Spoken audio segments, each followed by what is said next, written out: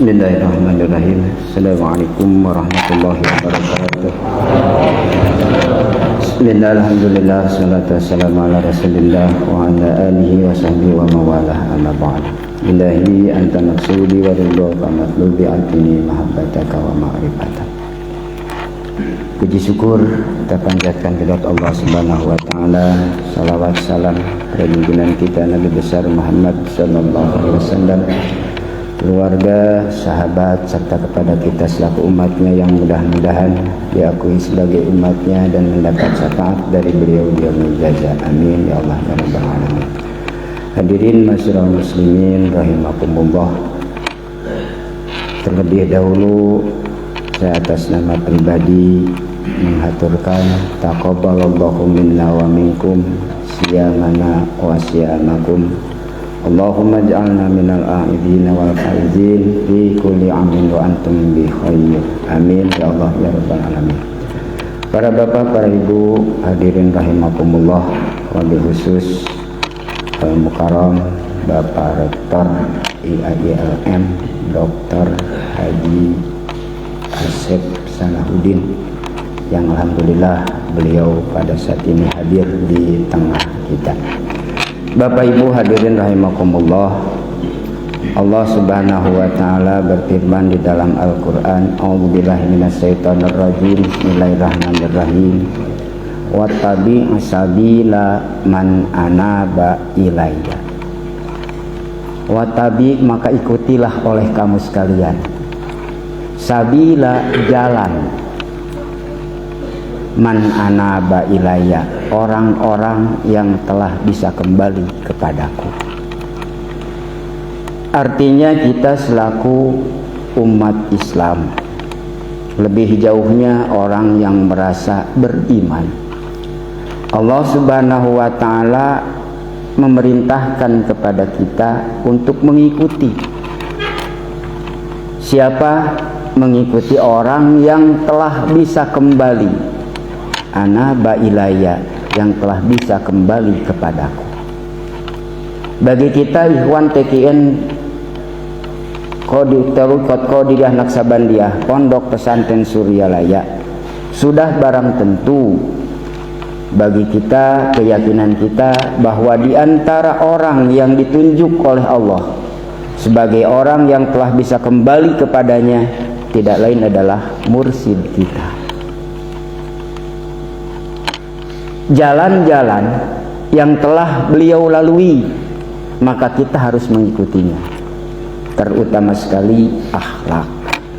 Yang kedua ibadah. Yang selanjutnya adalah keimanan, kecintaannya kepada Allah dan Rasulnya. Nah, pada saat ini saya mencoba untuk sekedar sharing tentang salah satu jalan yang guru kita Pangersa Abah contohkan kepada kita, yang seyogianya kita mungkin harus mengikuti sedikit demi sedikit, walaupun mungkin kita belum bisa mengikutinya. Di antaranya apa? Sholat sunnah. Terkadang mohon maaf saja kita sendiri terhadap apa yang biasa dilakukan di Pondok Pesantren Suryalaya, yang mungkin dalam hal ini kalau di dalam buku itu buku ibadah yang disusun oleh Pangersa Abah.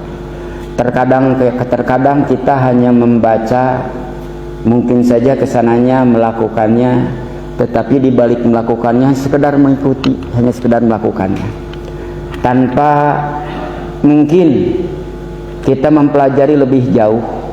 Karena kalau kita telusuri, Pangersa Abah selaku mursyid memberikan satu contoh.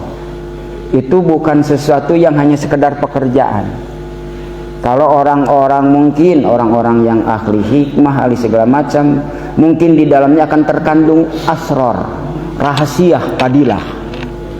Itu setiap pekerjaan.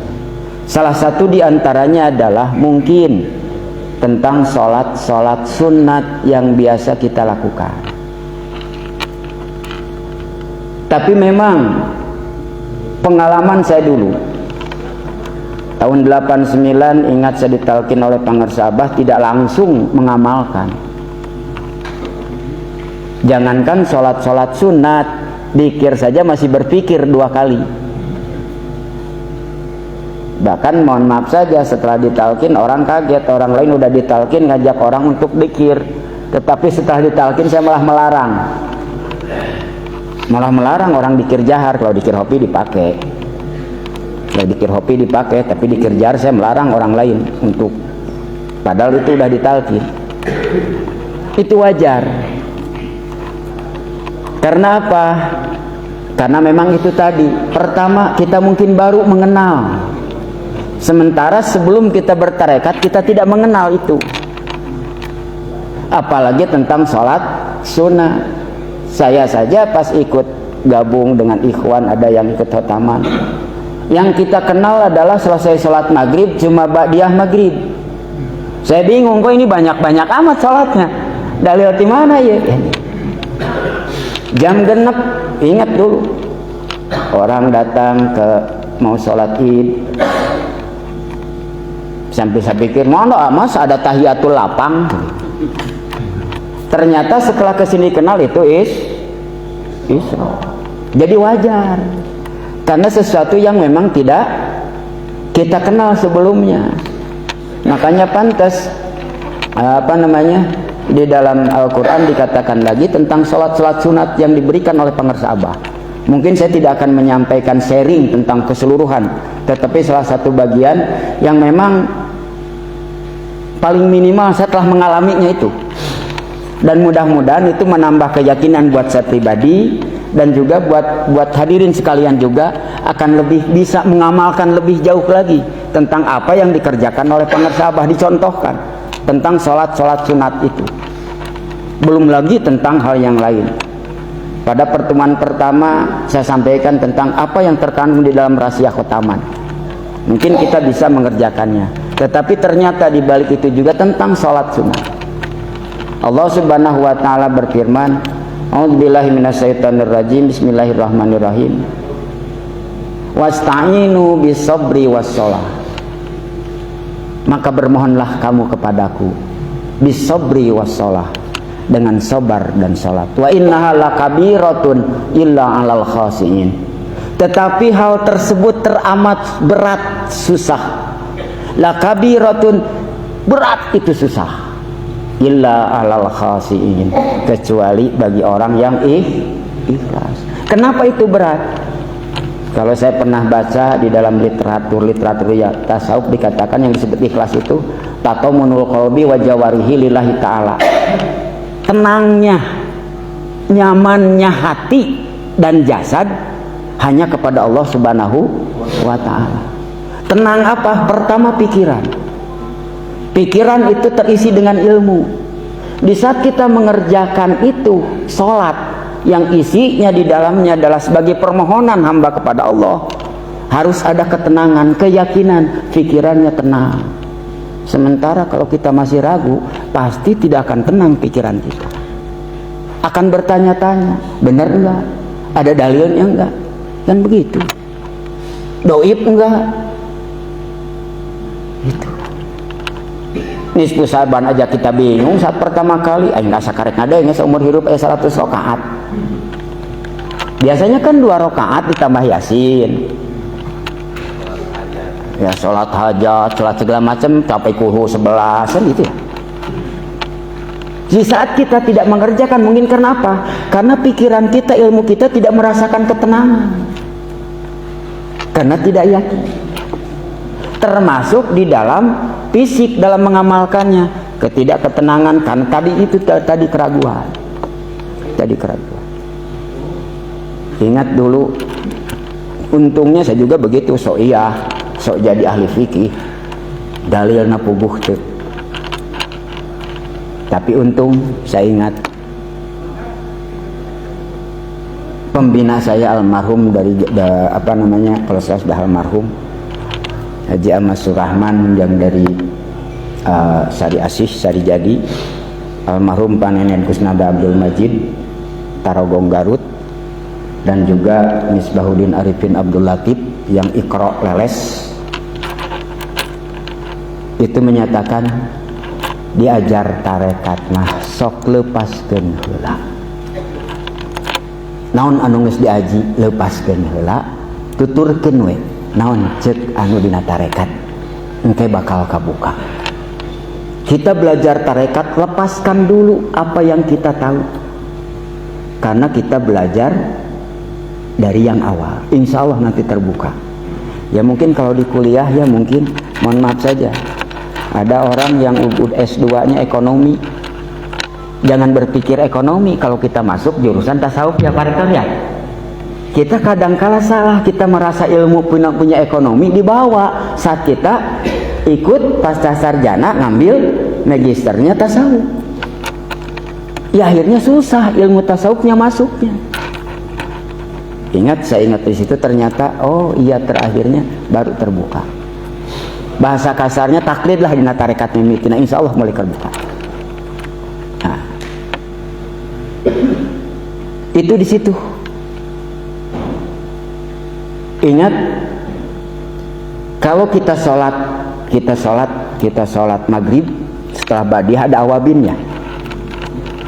Saya setelah di tarekat baru mengenal awabin. Dari mana ini awabin? Ya, qobla maghrib dianggap bid'ah. Ya, bahwa qobla maghrib aja dianggap bid'ah, apalagi awabin. Bingung kan? Makin kesini terus kerjakan. Oh ternyata ada. Rasulullah di dalam hadisnya dikatakan, barang siapa yang sholat sunat 20 rakaat setelah maghrib, maka Allah akan bangunkan bangunan gedung di surga.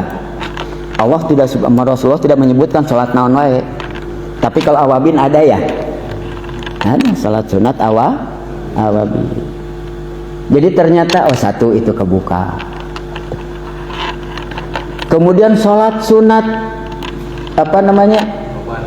taubat. Kalau tobat udah kita tahu kan ya, tidak jadi banyak pertanyaan. Cuma yang kita pikir aneh juga, kakara ya sholat tobat pada maghrib. Biasanya dulu yang kita tahu kalau sholat tobat tuh kalau mau tahajud malam sholat tobat dulu. Tobat. Ada juga li daf'il balai pada maghrib, ada juga li syukrin nikmat, kemudian ada li hifdzil iman, istihoroh ada kan ya. Ada juga yang suka menyatukan awabin mal hifdzil iman, hifdzil kemudian halal hajat ya macam-macam. Kita kadang bingung. Itulah yang menjadikan kita tidak tumaninah hati dan jasad ini saat mengerjakan. Dilalahnya mohon maaf saja, terus kita kerjakan. Setelah ditelusuri, salah satu contoh saja, mohon maaf saja. Mohon maaf karena kebetulan saya banyak langsung dibimbing oleh almarhum Kiai Haji Nur Ano Mubarok, dan kebetulan saat itu banyak yang dialog atau curhat, bahasa kasarnya curhat ke almarhum Kiai Haji Nur Ano Mubarok. Salah satu diantaranya adalah mungkin juga terjadi dalam diri kita. Ada orang yang protes kepada Allah karena ketidakpuasan yang dia terima dari apa yang hasil dia kerjakan. Protes ke Allah, kadina protes ke Abah. Sampai akhirnya dia meninggalkan syariat. Asli ini pengalaman asli. Meninggalkan syariat. Tapi untungnya, makanya itu amanat pangarsa Abah di yang terakhir, wa'tasimu bihablillah, berpegang teguh kepada pangarsa Abah. Ternyata itu yang menolong dia. Bayangkan, dia ada sesuatu yang membuat dia down segala macamnya. Dia akhirnya protes kepada Allah, betul-betul dia meninggalkan syariat. Padahal ikhwan sudah senior. Tapi untungnya apa? Ada rasa di dalam hatinya terkait ke pangarsa Abah. Akhirnya dia curhat ke almarhum Abah Nur, atau curhat segala macam. Abah Nur bilang, "Dek tu karunya jumpang bimbingkeun." Bingung kan? Orang yang sudah senior, ikhwan senior, sampai akhirnya meninggalkan syariat. Ternyata saat itu alhamdulillah dilalahnya tawajuh ini pasti dalam pekerjaannya ini ada sesuatu dari pengersa Abah. Kuncinya adalah di saat orang tidak menerima takdir dari Allah, kuncinya adalah karena kurangnya dia bersyukur. Karena orang yang bersyukur, apapun yang diberikan oleh Allah, sakit sakit apapun, maka dia akan menerima. Alhamdulillah saat itu, singkat cerita, saya coba. Dia biasa melaksanakan manakib keluarganya. Dia mengerokok, perempuan. Manakib yang lain jalan, dia tidak, jangankan ikut dikir, wong dia meninggalkan syariat aja total. Suatu saat setelah disuruh oleh almarhum Abah Nur, saya datang ke rumahnya, ngobrol. Hanya satu pesankan, untungnya dia nurut. Ibu nggak apa-apa, silahkan tinggalkan syariat. Tapi kalau memang ibu mau sembuh dari beban yang ibu pegang, satu, saya mohon, jangan tinggalkan sehari pun sholat sunat li syukri nikmat. Ya tapi kan saya sudah nggak biasa sholat fardu. Tidak apa-apa, yang penting selesai sholat, selesai adzan maghrib, silakan ibu sholat 2 rakaat li syukri nikmat saja. Akhirnya berjalan waktu nggak sampai 40 hari, nangis. Akhirnya alhamdulillah sampai dia wafatnya, kembali dia melaksanakan syariat. Itu satu, li syukri nikmat. Padahal kalau kita pikir, bagaimana bisa fardu saja dia tinggalkan, ini li syukri nikmat sunat dia kerjakan. Ternyata dia yang dapatkan, dia terbuka bagaimana nikmat yang telah Allah berikan. Akhirnya dia menerima, itu li syukri nikmat. Pelajaran yang bisa kita petik, yuk kalau kita punya masalah, jangan terlalu terfokus dengan masalah. Mungkin saja sesuatu yang diberikan oleh Allah kita anggap masalah, tapi padahal itu mungkin batu loncatan oleh Allah kepada kita, untuk kita supaya bisa terangkat derajatnya oleh Allah. Makanya sok perbanyak lagi li syukri nikmat, insya Allah. Insya Allah itu li syukri nikmat. Salah satunya. Ada juga ini yang terbaru juga. Dia karyawan BUMD, punya jabatan, tetapi dia selalu tidak merasa puas di tempat kerjaannya. Ikhwan baru setahun. Kemudian sering ngobrol. Hanya saya sampaikan saja, li syukri nikmat 2 rakaat. Bagaimana pun terserah kamu biasa, tapi niatkan saja itu sholat sunat li syukri nikmat.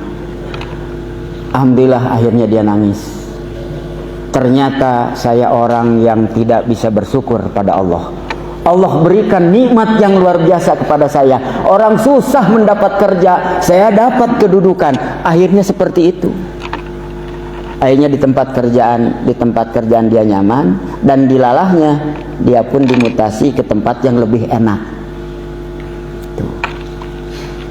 Itu dalam satu salat li syukri nikmat. Yang selanjutnya, ibu bapak, kalau saya membiasakan, kan kita biasanya kan memang dari hadis juga dikatakan, kalau mimpi yang tidak baik, Rasulullah kan selalu meludah ke sebelah kiri ya, sambil membaca naubillah min dalik, kan itu ya, atau min syarri ma khalaq, meludah ketiga. Itu memang ada hadisnya. Kalau kita bahasa orang Sunda mungkin awas sambil bisa mimpi ngising sebenarnya pibalayeun. Kita dulu takut kan ya. Kalau banyak sesuatu atau mau pergi kemana-mana, atau ada sesuatu yang kita khawatirkan, saya sudah tahu di situ. Pokoknya saya baca apa, salat apa, lidaf'il bala. Itu di maghrib.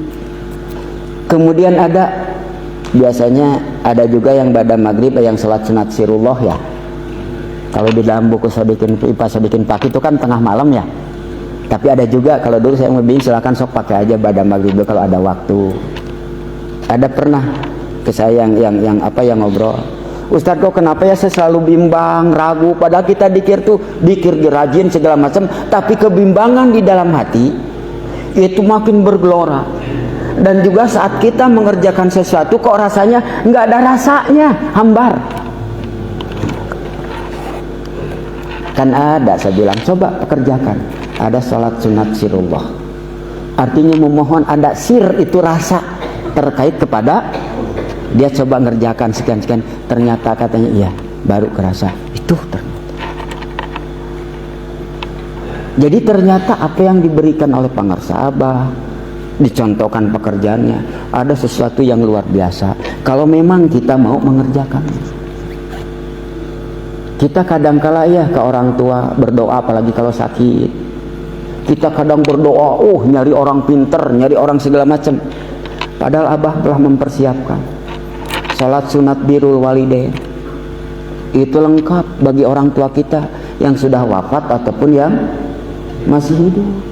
Ibu kita sedang sakit, sedang kritis, sedang segala macam, birrul walidain. Silakan kerjakan di situ. Dan ternyata itu memang lebih, kalau kita ngerjakannya betul, kita yakin itu ternyata lebih cespeng. Karena memang itu sudah diperintahkan langsung dari Allah. Wasta'inu bisabri wassalah. Silahkan Anda minta kepadaku dengan sholat itu. Sholat sunat birrul walidain. Itu ternyata di situ salah satu di antaranya. Kemudian kita apabila mau mau tidur, pangarsa Abah jam 9 ya, itu jam 9 sholat mutlak 4 rakaat. Kita belajar oleh pangarsa Abah itu di saat kita sudah tidak lagi aktivitas, kita mencoba memberikan sesuatu, mengerjakan sesuatu yang memang di dalamnya tidak ada apapun, tidak ada tendensi, penyerahan saja, itu saja seperti itu, yaitu sholat mutlak. Jadi saat kita mau tidur itu tidak ada lagi sesuatu, serahkan pada Allah. Ya kalau mungkin dalam koperasi, dalam segala macam itu ya mungkin sumbangan sukarela ya. Kita mau tidur itu menghadap Allah di saat ruh kita lepas dari jasad. Di saat kita tidur, serahkan dulu sesuatu kepada Allah. Itu yang mutlak, salat mutlak. Kemudian di sisi salat istihoroh. Kenapa istihoroh? Istihoroh itu ada dua kan tempatnya ya. Saat mau tidur, yang kedua saat mau aktivitas setelah isra. Dulu yang saya mengenal, kalau istihoroh kalau ada dua pilihan. Kenapa kamu kok tidak pernah istihoroh? Mau istihoroh gimana? Nggak ada pilihan, nggak ada yang sedang dipilih, kan itu dulu. Pertama saya bingung, kok kenapa tidak ada pilihan tapi kok disuruh istihoroh? Dan Abah mencontohkan istihoroh. Ternyata suatu saat saya beli buku kecil tentang tata cara sholat sunat lengkap istihoroh. Ternyata di situ tertulis, di situ yang disebut istihoroh itu tolabul khairat ayab Allah, bahwa mencari sesuatu kebaikan terhadap ayab Allah yang akan kita perbuat, yang akan kita lalui. Pangarsa Abah memberikan sebelum tidur istihoroh. Mudah-mudahan Allah memberikan jalan di saat kita tidur. Minimal tidur mendapatkan jalan ruh kita saat tidur. Ruh kita terbimbing kepada sesuatu yang baik, kan yang dikerjakan oleh ruh. Dan mimpi di udah juri gitu kan, mendapatkan rahmat dari Allah. Kemudian pagi-pagi di saat kita beraktivitas setelah isyraq, mudah-mudahan Allah membimbing kita menuntun terhadap jalan-jalan yang baik. Terkadang kita menuntut jalan itu kan menurut kita baik. Pokoknya saya ke sini, mesti ke sini. Tetapi kalau kita membiasakan mencari ayat Allah, kebaikan, sehingga insya Allah ikhwan itu apabila ada rencana mau pergi ke tempat A, ternyata di saat itu kok jadi tidak jadi, dia akan bisa menerima. Keamak-amakan. Kadang-kala kan kita suka kecewa ya, kadang marah. Rencana ke A, umpamanya mohon maaf saja, di sini ada mahasiswa diajak sama Pak Rektor, ayo kita kunjungan ke Unsil Universitas Siliwangi. Kapan? Besok. Ternyata pas sudah siap-siap, kata Pak Rektor, maaf yang mau dikunjunginya ada halangan, nggak jadi. Terkadang kita marah dan kecewa, omdo kan gitu ya, tanpa sadar kadang kita begitu, itu kebiasaan. Dan harus diakui memang biasanya kita begitu. Tetapi kalau kita sudah membiasakan istikharah setelah isyraq, insya Allah di saat kita menerima, oh mungkin ini ada sesuatu yang Allah berikan, kita nerima logor. Mungkin ada Allah yang berikan sesuatu yang terbaik. Dan ini metode Abah dulu sudah diberikan dalam bentuk praktek ibadah. Kalau Ari Ginanjar kan yang disebut ESQ itu kan, diantaranya memanajemen masalah yang dihadapi. Satu contoh, oh mungkin Pak Rektor itu kenapa jadi nggak jadi? Satu itu tadi berhusnuzon. Satu ada halangan yang akan dikunjunginya. Yang kedua ada sesuatu yang lebih penting sehingga akhirnya nggak menerapkan husnuzon. Tetapi pengersa Abah lebih dulu diterapkan pekerjaan dengan istikharah. Jadi kita saat menerima pekerjaan sesuatu yang kita rencanakan A, akhirnya B, kita logor menerima. Dan ini yang memang kita susah. Tetapi insya Allah dengan istikharah setelah isyraq, insya Allah kita terbiasa. Oh iya, jadi kita memohon. Kita memohon apa? Kepada Allah, mudah-mudahan langkah saya mengawali siang ini Allah tuntun kepada jalan yang baik, menyerahkan pada Allah. Makanya insya Allah kalau sudah demikian, orang-orang PKN insya Allah langkah demi langkahnya akan lebih bermanfaat. Manfaat terus, baik dirinya, buat dirinya, baik maupun buat orang. Kemudian sholat hajat. Sebelum tidur itu kan sholat hajat. Saya tapakuri, kok kenapa sholat hajat biasanya orang meminta kok saat tahajud, tetapi kok sebelum tidur? Saya tafakuri, kemudian saya hubungkan dengan apa yang saya dapat yang diajarkan praktek almarhum Abah Nur. Abah Nur tuh kalau saat melekkan malam itu jam 2 tahajud sebentar, tahajud segala macam, itu langsung zikir. Dari zikir sampai jam 4 sampai jam 4 tawajuh sampai menunggu azan subuh. Setelah subuh zikir lagi sampai isyraq.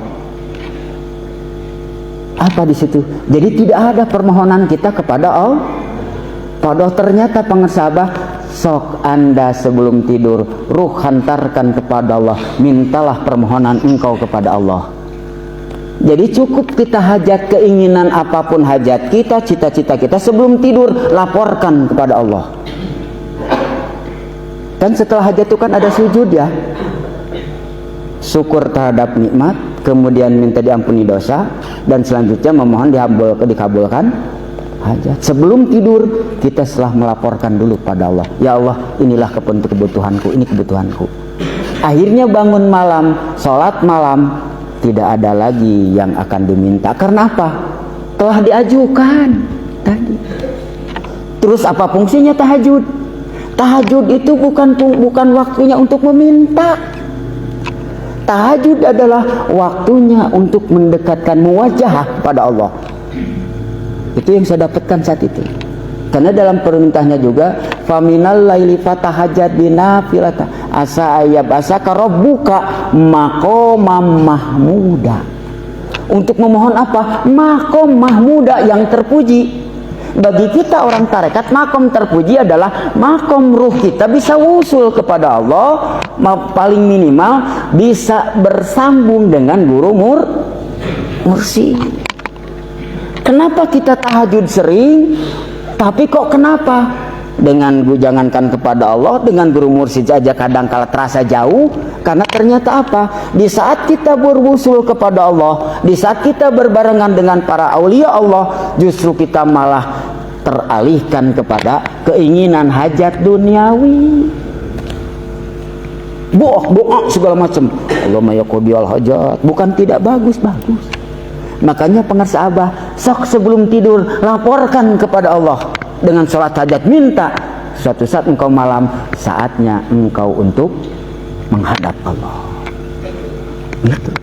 Baru di situ mengerti, oh iya ya, pantas.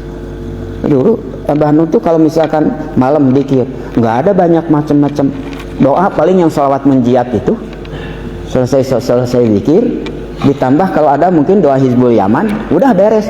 Nggak ada yang maksud ABCD, enggak, langsung dikir lagi dihantam. Ternyata itu malam itu di situ. Dan saya sering disampaikan, dek, lamun penting teh tong loba teuing salat sunatna, lobakeun dikirna. Karena ternyata malam sepertiga akhir malam, bahkan dikatakan kan Allah turun ke langit dunia kan ya, malaikat sampai terbit fajar itu di situ. Maka kita kesempatan untuk apa? Masuk ke situ, wusul ruh kita, sir kita ke situ.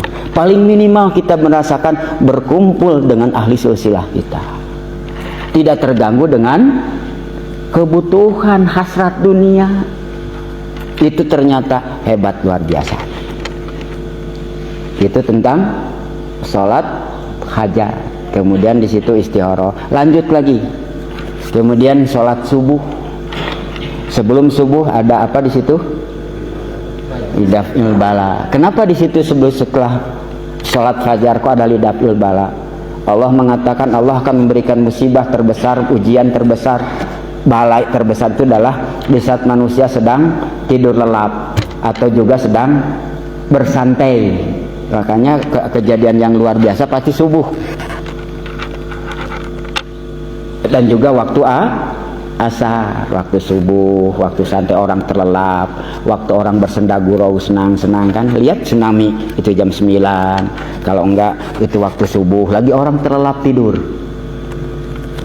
Bencana di tempat pembuangan sampah yang di Lewi Gajah itu kan meledaknya, itu kan korbannya banyak, itu kan pas subuh saat orang.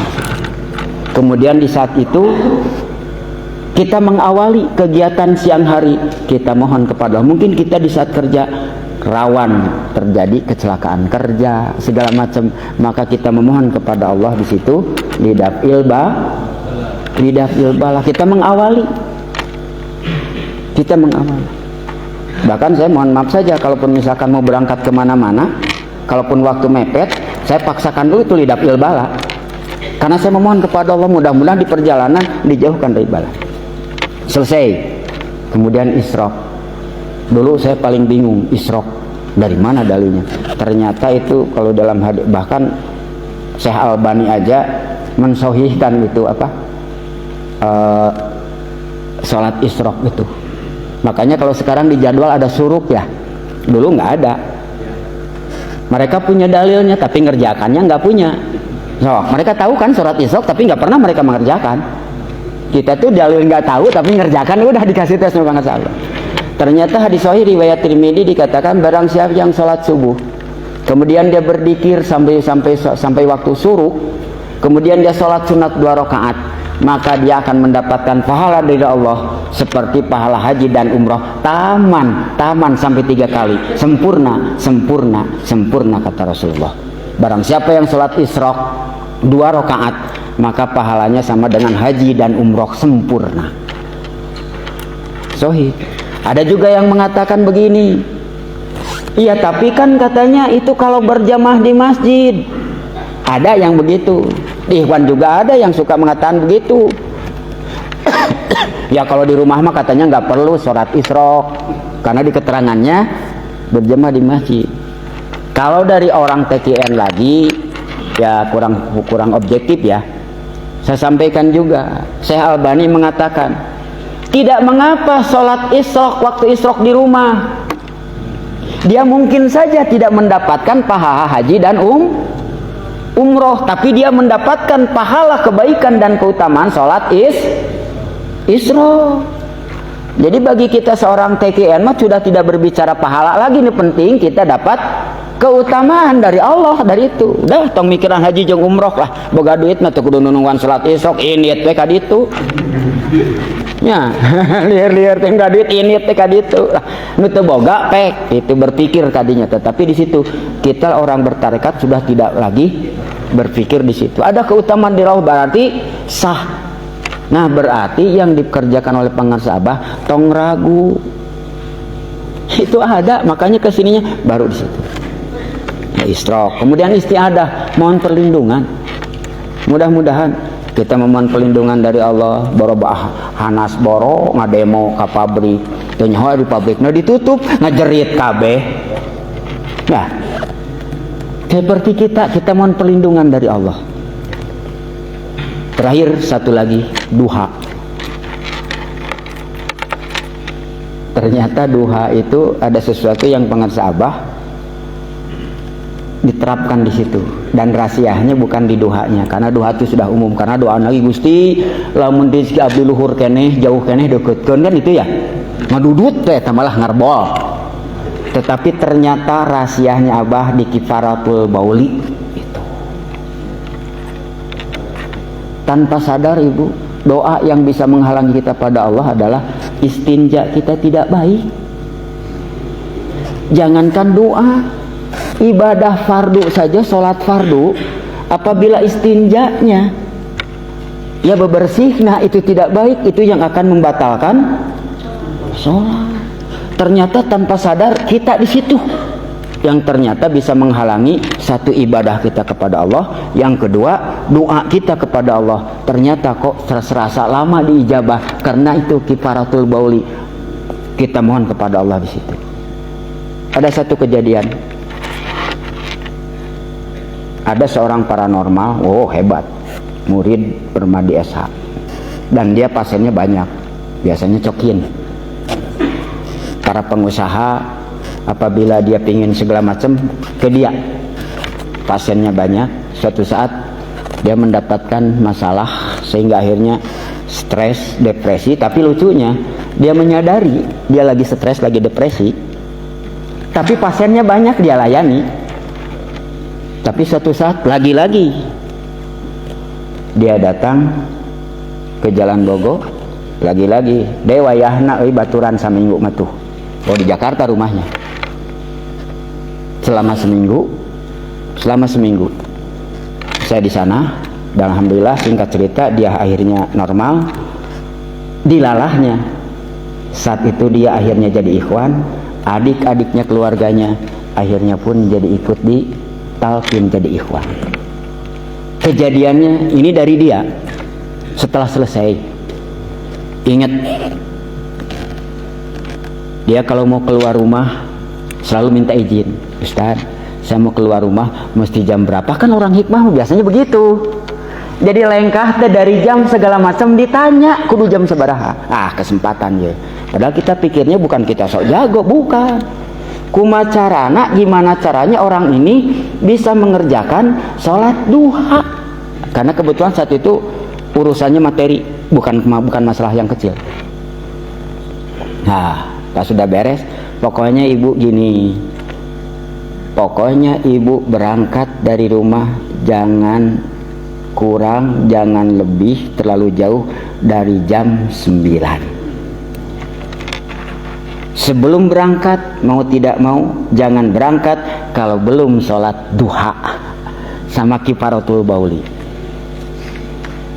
Ya tapi kan duha terlalu banyak, kalau saya tergesa-gesa cukup 2 kifaratul bauli 2. Dia kerjakan selama suatu saat sebelum 7 hari. Pas saya pamit setelah 7 hari, akhirnya bercerita, gimana Bu pengalaman? Alhamdulillah persoalan saya sekarang sudah beres, dan saya yakin akhirnya jadi ikhwan. Ternyata apa yang menjadikan ibu yakin? Ternyata dia bercerita setelah selesai mengerjakan itu, sholat duha terus selama 7 hari, dia dituntut untuk mengeluarkan uang sekian juta. Tetapi dia sadar, dia memasukkan uang itu ke dalam amplop yang dibawa dari rumah, kemudian menghadap orang yang dia mau berikan uang itu, dia mau minta izin. Istilah namanya bahasa Sunda teh sasadu. Ternyata pas dia datang menyerahkan uang, setelah selesai dihitung sama dia, sama yang terima uang, ternyata jumlah uangnya pas yang harus dia bayar. Padahal dia tahu mengisikan amplop itu cuma 500.000, tetapi pas dibuka diserahkan ternyata jadi sekian juta. baru gak hutang menikuatkan semangat enggak gawekeun isuk. Ini satu contoh, bukan itu. Jadi ternyata pangarsa Abah tuh ada sesuatu. Ikhwan saya di Cinunuk tidak sempat bertemu dengan pangarsa Abah, dengan Abah Nur juga nggak pernah ketemu. Tetapi kenapa mereka yakin? Ternyata setelah cerita banyak kejadian-kejadian seperti itu. Satu saat dia butuh uang, padahal dia sadar di dompet nggak punya uang. Saat ke rumah sakit, ternyata kok di dalam hati seperti ada yang menuntun. Buka kantong. Pas dibuka kantong, ternyata ada uangnya. Disebut tuh ya. Matak saya bingung. Ikhwan banyak nulalieur. Ditinggali banyak ikhwan ningali. Nah, ieu mah Bang Emok lolobana ke tempat ikhwan Jadi ternyata wattabi sabila man anaba ilayya. Apa yang telah berikan pangarsa Abah, dicontohkan pangarsa Abah, ada asror di dalamnya. Dan kelebihan yang dicontohkan oleh pangarsa Abah saat kita mengerjakan, mungkin saat pertama dorongan, saya ada kesulitan ekonomi, mudah-mudahan dengan mengerjakan ini karomah barokah pangarsa Abah, kesulitan ekonomi saya terpecahkan. Tetapi kelebihannya, makin lama kita mengerjakan itu mungkin sudah tidak ada lagi di situ. Bukan berarti kita sudah tidak meminta, tetapi permintaan kita sudah lebur di dalam pekerjaan itu.